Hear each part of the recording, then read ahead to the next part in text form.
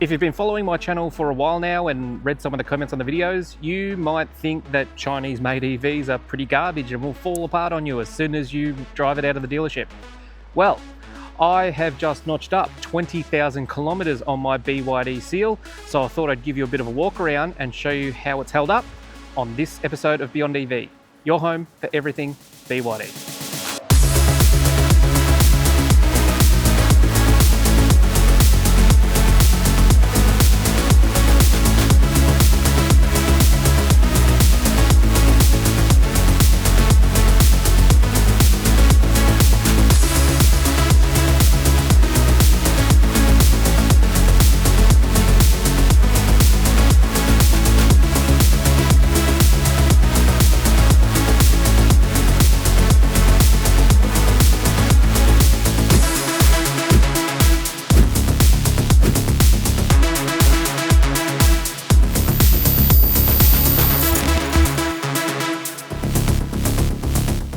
Hi everyone, David here from BeyondEV, and as I mentioned, 20,000 kilometers, 23,000 kilometers actually is how many Ks I've driven in my BYD Seal.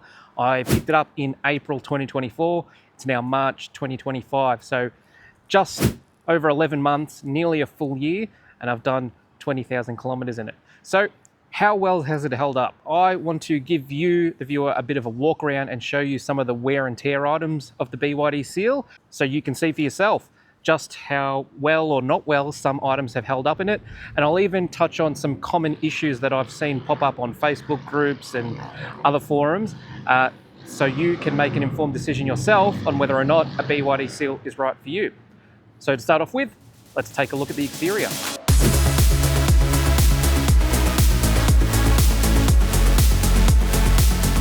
So let's take a look at the outside of the BYD Seal after it's done 20,000 kilometers. Now, apologies about the sound. It is a little bit windy out here today, so if you hear a bit of wind noise, that's what that is, but I'll try and fix it as best as I can in post. But one of the biggest sort of places that'll cop a bit of wear and tear on a car is the front bumper, because you're hitting a lot of rocks and bugs and debris and all kinds of stuff. And that is no exception with this particular car. There are some rock chips across the front. The paint has flaked out a little bit, but all in all, not too bad. There's one there. Here, little tiny rock chips.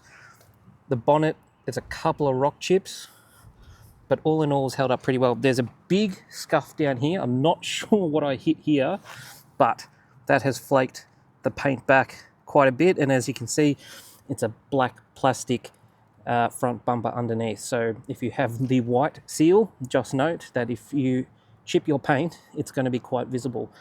I have actually picked up a couple of pots of touch-up paint, so I'm going to be hitting all these up. When you do order it, and you can order it off eBay, you'll get 2 pots of paint. One is a base layer, and then you've got a top layer to go over that 12 hours later, because this is sort of a metallic pearl finish, and you need that 2-layer pot to get that effect back on even touch-ups. So just keep an eye out on that.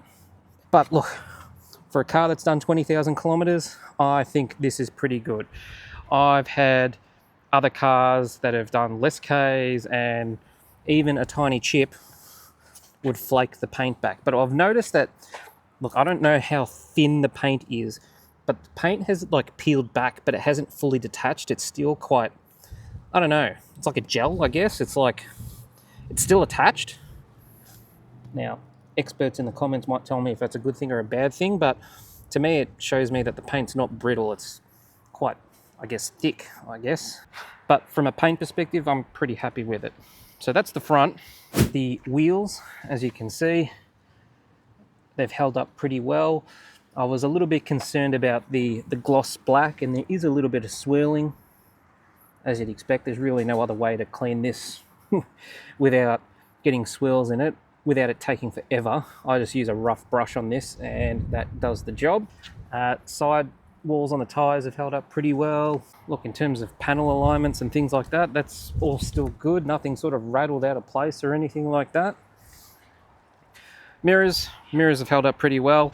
Again, they get hit with bugs all the time. And as you can see here, there doesn't seem to be any scratches or pits on it. door handles.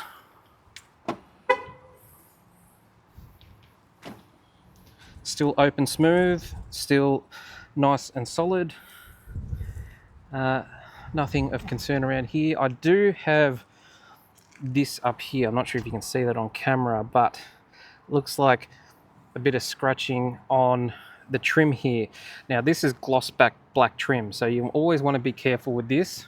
Now I wouldn't have done this, and I know sort of where this might have come from. This would have come from servicing or when my car got repaired, because this looks like what it looks like when you have a hose draped across your car and you drag the hose across the car.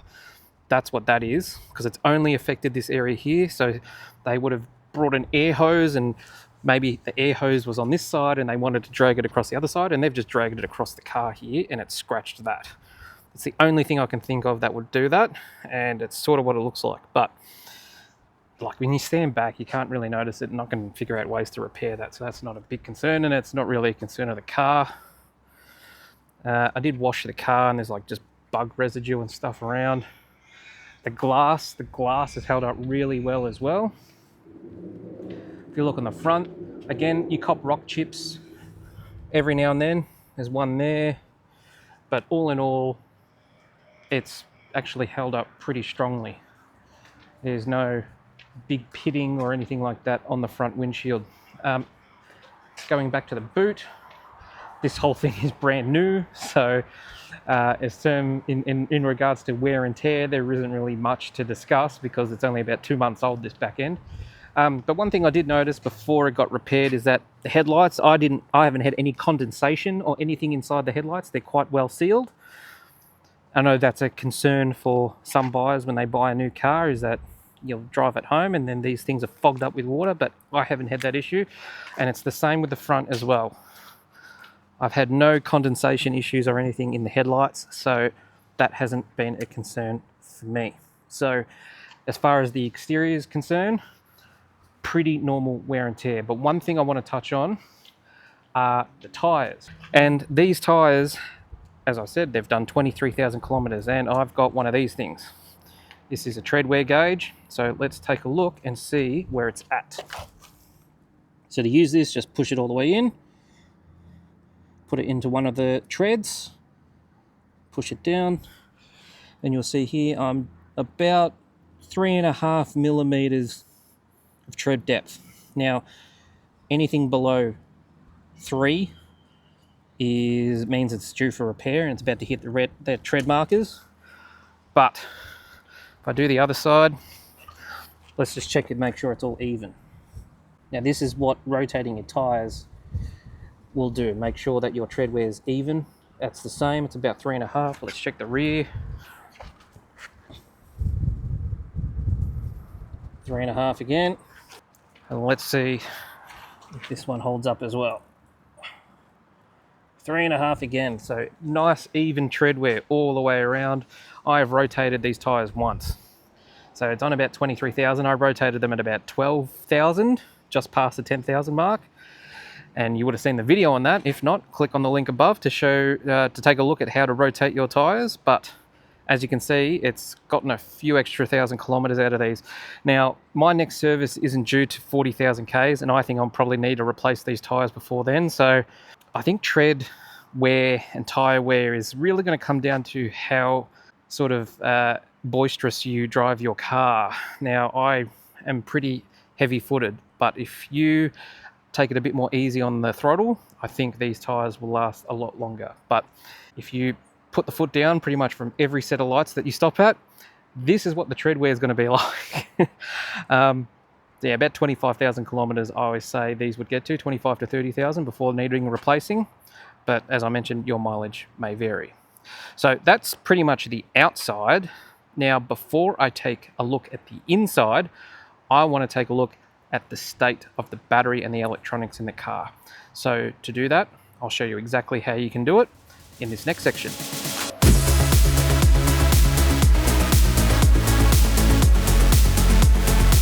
Now, one of the other main wear and tear items, technically it's a wear and tear item that you can actually check out and test yourself, is the battery and how it's going. And you can do that with one of these. a OBD2 sensor, which can connect via Bluetooth to your phone. And you just need to plug this into your car's OBD2 port, and you can see exactly what data the car can give out in regards to your battery. It's actually pretty good. Now, you can pick these up from Amazon, AliExpress, whatever. There's some junk ones. There's some pretty expensive ones. I can't remember how much I paid for this, probably maybe 20, 30 bucks, and I think I got it from Amazon. I'll take a look and try and find a link to it and post it down in the description, but there's a variety of these around. You don't need one of the fancy, expensive ones. Just something that has good reviews will do the job. So I'll show you how to do this, and then I'll show you exactly what it will tell you right now. To show you how to use this, you need to head over to the driver's side of your car. Underneath the dashboard, behind the bonnet lever, you'll see the port that you can plug this into, which is the OBD2 port. So I'm going to fling this around. Let's see if we can see it. It's pretty dark. It's right here. I don't know if you can see that, but it's right there. So you just grab your OBD2 plug and plug it in, and you'll see a bunch of lights come up. Now, that's not really going to do anything until you turn the car on. So put the foot on the brake, start the car. Car is now on. So now grab your phone. So there's a few of these apps you can use, and I use Car Scanner. Take a look at Google Play or the Apple Store. You'll see a bunch of OBD2 scanners. I use Car Scanner. Click on Car Scanner, and this is what you get. Now, you need to connect to your OBD2 sensor, and that's done via Bluetooth. So connected via Bluetooth using your normal settings and hit connect. And then it will try to connect to the Bluetooth scanner, which it has. Done. So now it's connected. Now you can go to the dashboard and get all different types of data about your car. And this is what I've got here. So I'm going to put a screenshot of this up on the screen now. But effectively, what you can see here is that this car has 98.367% state of health. Now, what that means is that this car from 100% state of health has dropped down about 1.7%. That's how much degradation my battery has received in 23,000 kilometers. Now, that's going from 100%. Now, that's assuming this car got shipped to me with a battery that had 100% state of health, which, let's face it, is very unlikely. It's probably gotten to me at 99.8 or 99.5. So let's just sort of break the difference and make it 1.5. It's dropped 1.5% state of health. So that's how much degradation the battery's received. It's a calculated percentage, so it's not exactly, something you can swear by, but it's a good enough indication of how much degradation has occurred to the battery since I first bought it. Now, also visible in the app is how many times I've charged the car and how many charge kilowatt hours I've actually put into the car. So I've charged this car 149 times, and I've put in an accumulated total of 6,128 kilowatt hours of charge into the battery. Now, I'm not sure if that's a lot or not a lot. What it doesn't tell you is what type of charging it is. Now, I can tell you from that 149 times I've charged the car, 3 or 4 of those times has been DC fast charging. Every other time, I'm telling you now, at least 145 of those times has been using my 7 kilowatt home charger at home, and it's charging from about 50% state of charge up to 100% overnight. So from this, I can sort of gauge that in the first year, in about 20,000 kilometers, I've lost 1.5%, and battery degradation is on a sliding scale. So it's not going to be 1.5% every year, every 20,000 kilometers. It's going to be 1.5% this year, and then next year it might be 1.2 or 1%, and then it's 0.8, and then it's 0.7. It goes down every year. You get the most degradation in the first couple of years, and it slides off and it evens out to nearly nothing. So remember, the battery state of health is considered a useful battery all the way down till 80%, I believe. It's either 80 or 70, can't remember. I'll put it up on the screen now, which one it actually is. But look, it's expected that this car will get about 500,000 kilometers at least before it gets down to that 80 or 70% mark. So I'm in a good spot at the moment. I think that's what's expected. And get yourself one of these ODB2 scanners, plug it in and check it yourself, and you too can see for yourself how your car's going when it comes to battery degradation. Now, the app can actually do a lot more. There's a lot more different screens and data points and everything. You can actually have this plugged in and going while you're driving, and it will give you live data as how fast you're going, how much power you're consuming, things like that. I don't do that. I know some places and some other channels do. Bjorn Nyland believe uses this app, and all of his data comes from that. So it actually is a really good, powerful tool. But yeah, pick yourself one up. It's relatively inexpensive.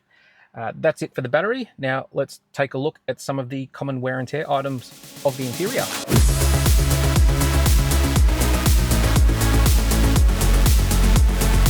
So let's come in and take a look at some of the things I've noticed when it comes to the interior. Now, overall, the car still looks fantastic. When it comes to like fit and finish, like nothing really rattles or creaks. Or let's take a look. The center console is still solid.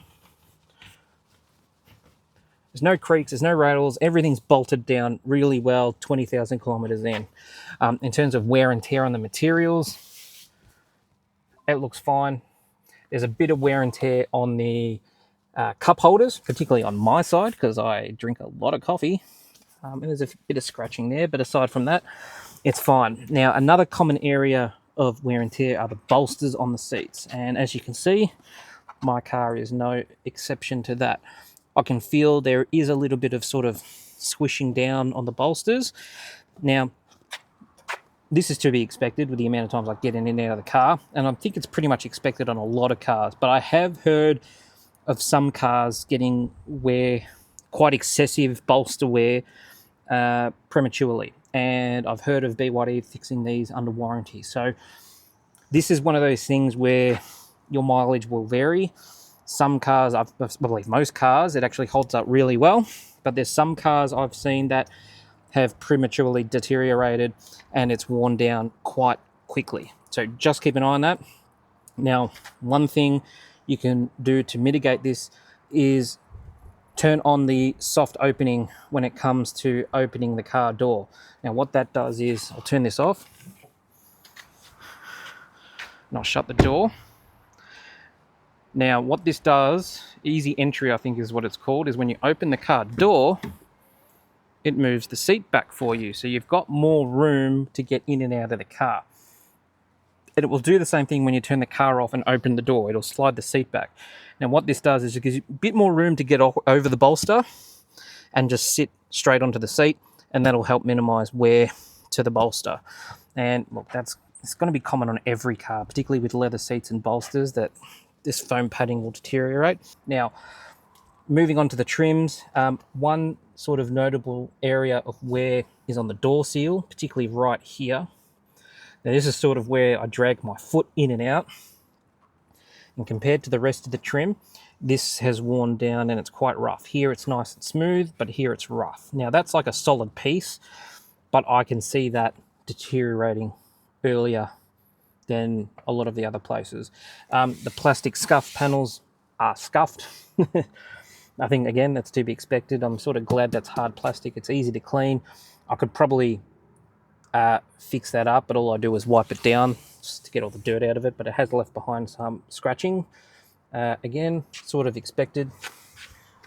Door handles have held up pretty well. Now, one common wear and tear item, which I'm pretty sure every seal owner has come across, is the window sill. And I think you might be able to see it right here. This part right here. That's a little divot.